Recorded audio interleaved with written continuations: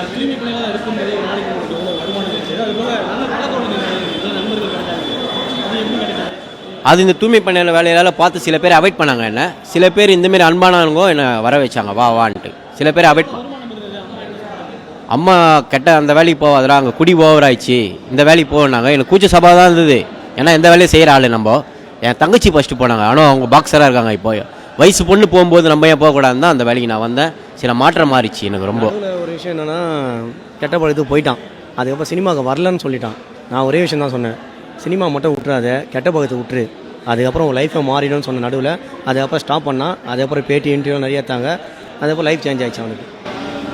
உங்களுக்கு இந்த வாய்ப்பு கிடைச்சதை வந்து எப்படி பயன்படுத்திருக்கீங்க?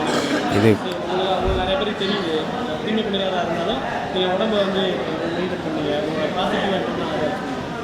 அந்த மாதிரி மற்ற பசங்க இருக்காங்க நிறைய பேர். ஆமாம், அதை நான் 4 பேர் ஒரு திருத்திட்டு வரேன். நான் எப்படி இருந்தனோ எனக்கு தெரியாது. இப்போ 4 பேர் திருத்திட்டு வரேன், இப்போ 4 பேர் திருந்துறாங்க. எனக்கு ஒரு பெருமையாக இருக்குது. அம்மா இப்போ ரொம்ப சந்தோஷமாக இருக்காங்க, எந்த நோய் நொடி இல்லாமல் ஒரு இன்னும் சந்தோஷத்தில் இருக்கிறாங்க. என் பையன் இந்தமாரி இருக்கணுன்ட்டு.